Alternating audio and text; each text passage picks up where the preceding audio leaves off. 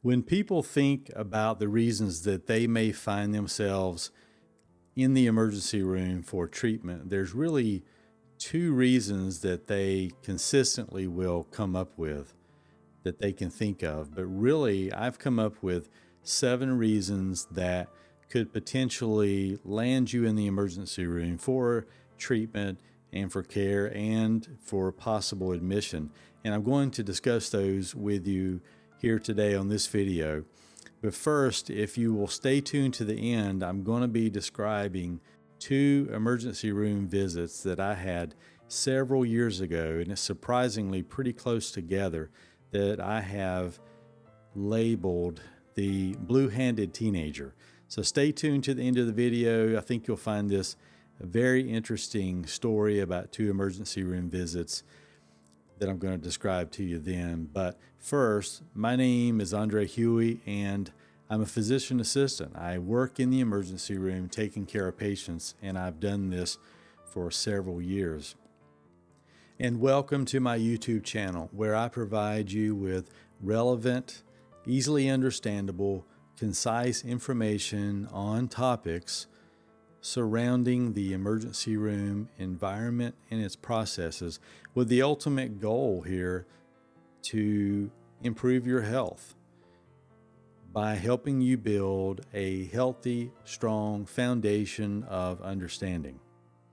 So do me a favor. At the end of this video, if you found the information helpful and you've had an experience similar to this, drop a comment and just let me know that.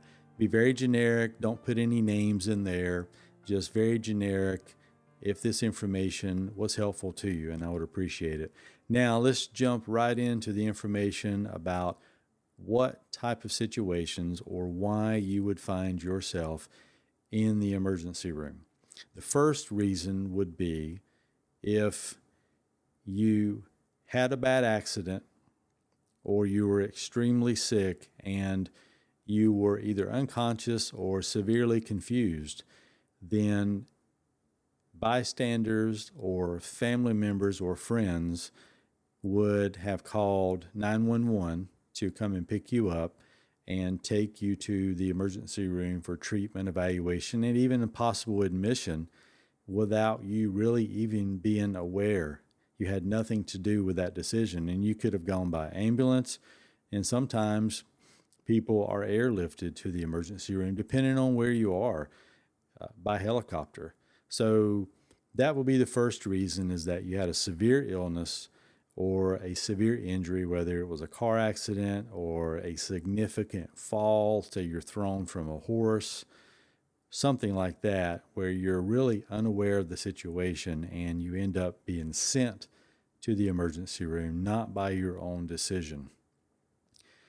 Now, the second reason that you would find yourself in the emergency room is you are aware of the situation. You're aware that you need to be treated. Maybe you have an injury. Maybe you have an illness. The illness has been for several days and you're just not getting any better. Or you were in a car accident several days ago and you're still just really sore. You've got an ankle or something that's bothering you. You've made that conscious decision to go to the emergency room by car, and sometimes people still call the ambulance, but you're aware of that decision and you go to the emergency room to seek care for those symptoms. And those first 2 things that I discussed, those are the most common reasons that people will cite for going to the emergency room. The most common reasons: either you're in a severe accident, you have a severe illness, and you get sent there, or you make a conscious decision to go there for symptoms of a sickness or an illness or injury. But we'll move on to other reasons that I have come up with that you might end up in the emergency room. So the third reason is that let's say, for instance, you go see a medical provider in a clinic as an outpatient for whatever reason. You have an injury, you have an illness, and you go to your primary care doctor or urgent care to seek medical help.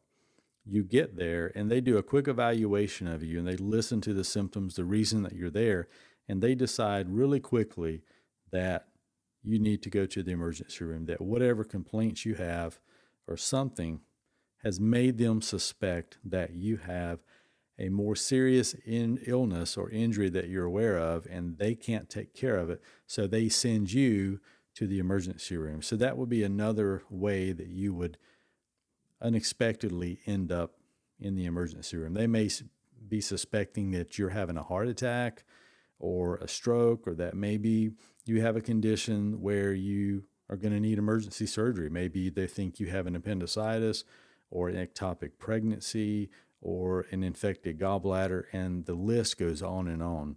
A large list of reasons why you would get sent to the emergency room in a situation similar to that.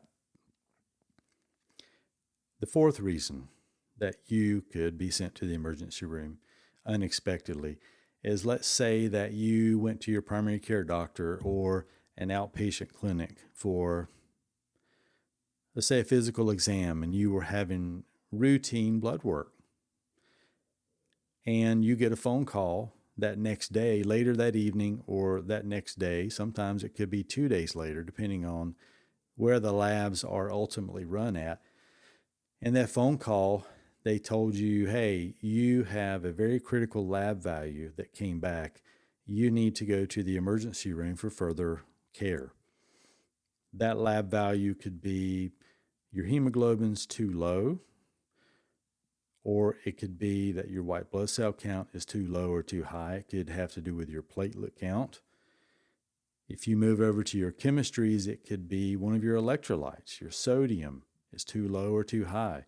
Your potassium, your calcium levels could be out of whack, too high or too low. It could be your kidney functions, or your creatinine level is too high. If any of these things are really, truly something out of norm for you and really abnormal, then you're going to get sent to the emergency room for further evaluation and care, and maybe even admitted to the hospital. Another thing could be elevated liver enzymes. So that's another reason you could be unexpectedly sent to the emergency room, is an unexpected, abnormal, critical lab value. The next reason that you could be unexpectedly sent to the emergency room is very similar, but it has to do with imaging. So let's say you went to an outpatient clinic, your primary care doctor, urgent care, and either they did x-rays there or they sent you to an imaging center as an outpatient, and you had either x-rays or a CT scan, an ultrasound, or MRI. And later that day or the next day, you get a phone call.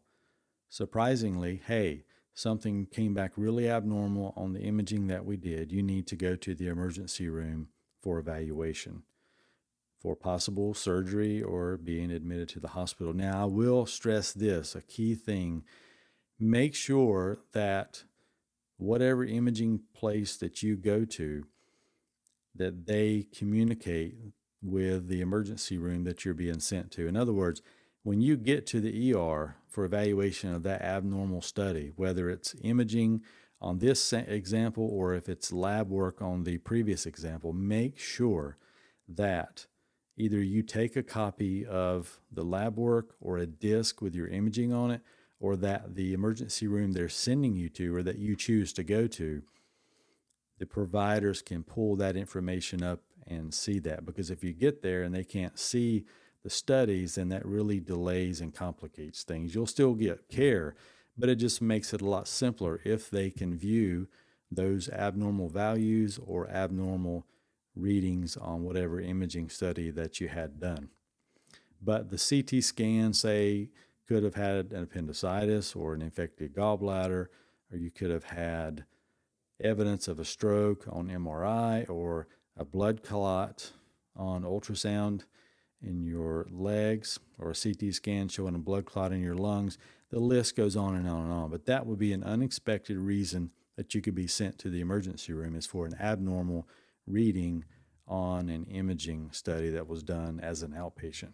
The sixth reason that I've come up with that someone could end up in the emergency room is if you're in police custody, and I know this is obviously not everyone, but if you're in police custody and you have an injury, they have to get you checked out for whatever reason that injury is.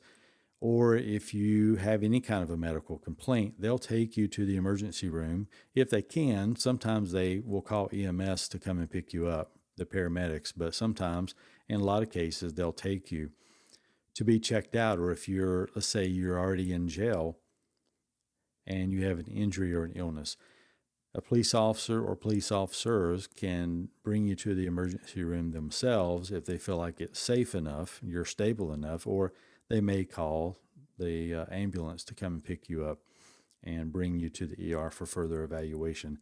Another reason they could take you would be if you have a mental health issue, if they're bringing you there for a mental health evaluation. And that happens a lot every day. And the seventh reason that I have come up with that someone would unexpectedly end up in the emergency room, and actually this situation would be that you're sent from one emergency room to a different emergency room, from one emergency room to a higher level of care in another emergency room. And let me give you some examples. Let's say you took your child to a local emergency room and your child ended up needing to be admitted or to have surgery. Well, that emergency room sees children, but the hospital doesn't admit or do surgery on them. So what they would have to do would be to contact the nearest emergency room, probably a children's hospital or a pediatric ER, tell them about the situation and have them accept you as a patient, and then they would transfer you and your child to that emergency room, either by private vehicle or ambulance or sometimes helicopter if it's that far away, depending on the situation. But that is a whole drawn out legal process called EMTALA that a lot of paperwork has to be done, and that hospital has to physically call the other emergency room, talk to a physician, and you have to be officially accepted to that hospital before you can actually be sent there to stay within the guidelines, to stay within the law there. So that's one situation. Or your child could have a trauma and they have to be sent to the pediatric trauma center. That's another situation. Another situation in that same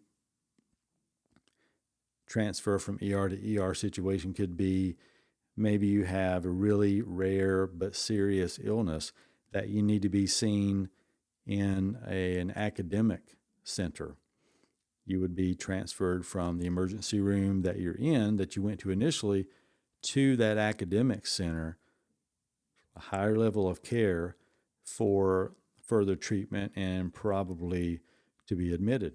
Or maybe even you're an adult who has suffered a severe trauma and the ER that you went to doesn't take care of that severe of trauma, so they need to transfer you to the closest trauma center. Any of those situations is where you're being transferred from that emergency room to a higher level of care is what they call it. And it's an EMTALA process, just like I described earlier. So those are the 7 reasons that I've come up with that people would end up in the emergency room for treatment. The first 2 are the most common that people think of, and then the other 5 are more of unexpected reasons that people would end up in the emergency room. So I hope that's helpful. Do me a favor, and like I mentioned above, comment if this was interesting to you and if this was helpful to you as well. But now I want to tell you about the 2 ER visits that I had several years ago, very interesting stories. So in 2 instances, pretty close together, surprisingly enough, I had families bring someone in. It was a teenager in both situations. They were really concerned about the color of their teenager's hands. And I'm not going to say names or ages or even the sex here to try to just stay in a situation where I'm not giving out too much information. But this teenager came home from school with the palms of their hands blue in color. They went to school, no problems. They came home and the palms of their hands were blue in color. Obviously, This was unnerving to the patient, to the teenager, but it was also scary for the parents. So they brought them to the emergency room. Now, when I walked into the room, the patient is fine. They're talking, their vital signs are stable, and the only part on them that's blue is the palms of their hands. So I'm talking to them, I'm talking to the parents, I'm looking at the vital signs, I'm looking at the patients, and just running through my head, what could this be? So I get up in both cases. I walk to the cabinet where we keep supplies, and I get an alcohol prep out. And I walk over to the patient, and I open the alcohol prep up and take it out, and I rub the palm of their hands with the alcohol prep, and that blue color rubs off.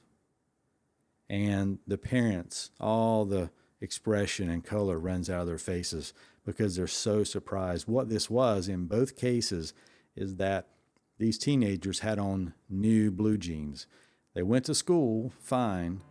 At school, their hands were probably sweating. They were probably rubbing their hands on their pants. And at the end of the day, that color from their blue jeans rubbed off onto their hands, gave it a blue looking color, got home. Parents were scared. Teenager was scared. And they came to the emergency room. Luckily, in this situation, there was nothing bad wrong. The parents were pretty embarrassed and relieved that nothing was wrong, but also frustrated that they had an emergency room visit to pay for. But luckily, nothing was wrong. And it was, now we can chuckle about it, but at the time, it was kind of scary for them.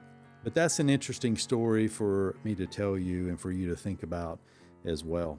So thank you for watching this video to the end. I truly hope that this information is helpful to you, that it enlightens you. I would truly appreciate it if you would subscribe to my channel, if you would like this video and share it with your family and friends, as everyone can benefit from this information. Listen, I look forward to making a lot more videos for you. Up above, there's some links to other videos that I've made. Please click on them and watch and learn about the emergency room environment. And thanks again. Take care.